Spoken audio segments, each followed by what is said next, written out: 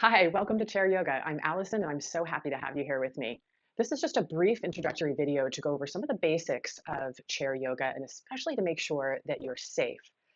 So let's get started with the question of why chair yoga? Why are we doing yoga in a chair? Well, some people are not really comfortable getting down on the ground. You might be recovering from an injury or from surgery, or you might be in a wheelchair. And chair yoga practices give you the opportunity to really experience all the benefits that a yoga practice has, no matter what your body or no matter what condition you're currently in. Not only are you going to be moving your joints, which is really important for blood flow, we're going to be doing a lot of breath work, which is also important for blood flow. It gives you the opportunity to tune inward, to be able to have kind of a stillness practice and to really connect with your body, which makes it a little bit different from other movement practices. Reducing stress, finding a bit more ease, that's our goal. So let's talk about the chair. Let's make sure that you're safe. We want four legs to the chair, not three legs. We don't want wheels on the chair. If you have a wheelchair, then just make sure that your brakes are on and that they're locked, and that's perfectly safe. Ideally, you don't have arms on the chair. You've got this range of motion that you're looking for. And if you are in a wheelchair, as I mentioned, you'll be able to easily adapt with the arms there, just creating that different adapted range of motion for your arms. You also want to make sure that your feet are firmly planted, or at least they're flat. If your legs are a little bit short for the chair that you're in, that's fine. Find some sort of platform or maybe a book that you can place underneath. And you want to make sure that however high the platform is, you don't want your knee to be above your hip joint. So just making sure that you're sitting in the chair in this divine engineering of our body as it's meant to be. The floor surface, practicing on a rug or carpet is probably going to be a little bit more stable. If you're on a smooth floor surface, just make sure you have rubber tips on the chair and maybe just sit down on it and do a little bit of leaning to make sure that it's secure and it feels safe. A back to the chair is going to be important. It's going to support your lower back during certain poses, and then we'll also use the back of the chair for some standing poses, which I'll show you in a moment. Okay, so let's see. Oh, the other thing about range of motion is making sure that there's no furniture or anything around you that you'll have, full use of the mobility of your arms. Okay, so one more note about this seated position in the chair is really important. This is our neutral position.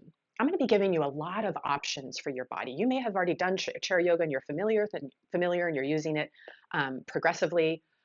This might be your first time. And I'm going to give you a lot of different options for the poses that we do. And if anything feels uncomfortable or not quite right in your body, always know that you can come back to this neutral position, sitting upright, hands on your lap, and just continue with gentle breathing. And then decide, as we move on to additional poses, when you can join back in. Okay, so this is always going to be neutral. Important to know that. Um, a couple of particular conditions that I really want you to be mindful of is high blood pressure or maybe back issues.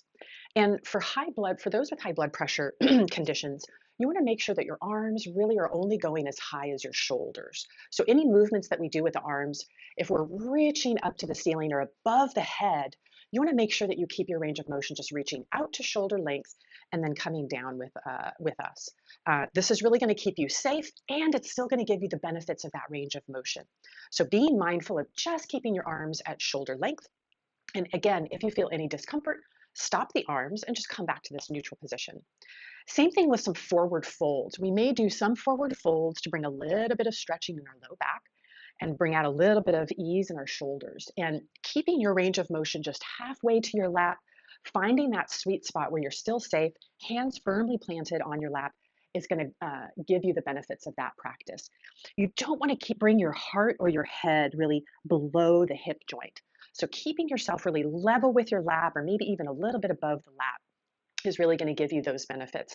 We may be releasing the neck a bit, and you can certainly allow your head to dangle from this point. Excuse me.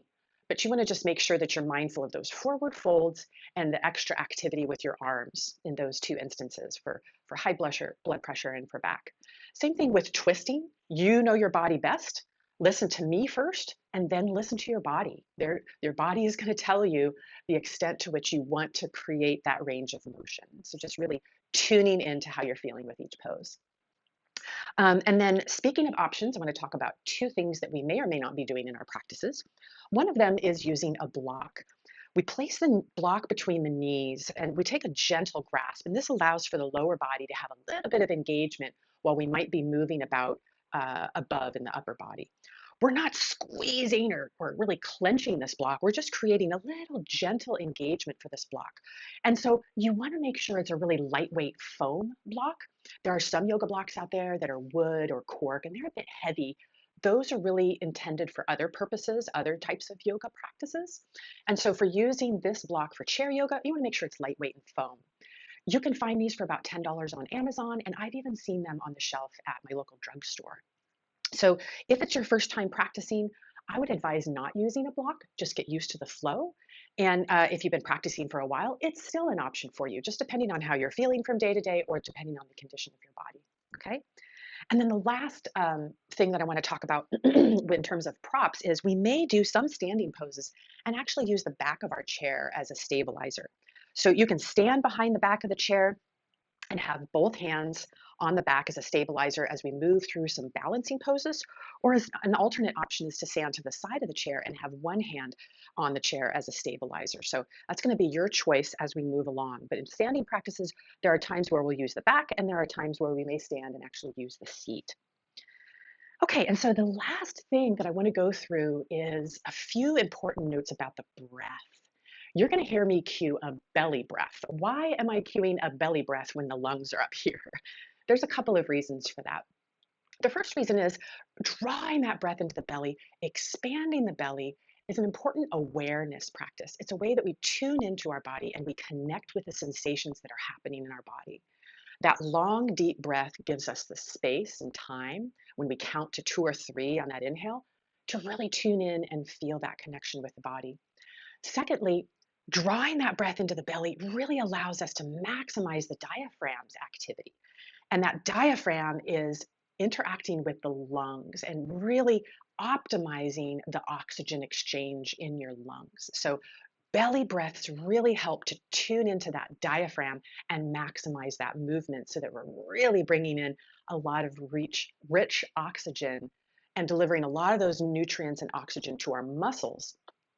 We're going to breathe in through the nose if you can. If you can't, that's fine. We've got the mouth as a secondary option.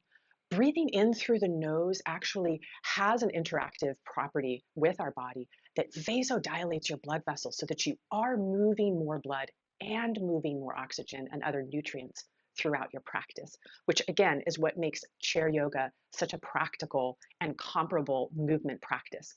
As much as you breathe in alignment with the movements, you're really maximizing the motions of your muscles. The other thing about the belly breath is that diaphragm actually interacts with the vagus nerve, which is this really large nerve in our body that signals the rest relaxation response. It actually interacts with your nervous system. It helps to ease tension from the muscles so that you can move more freely. And it actually calms your mind and calms your overall system, especially when you're starting something new or you're trying some new poses and working your body maybe in a different way. So when you hear me talk about that belly breath, really allow the belly to expand, allow that sensory experience. That may explain that term, really maximizing the breath in our practice.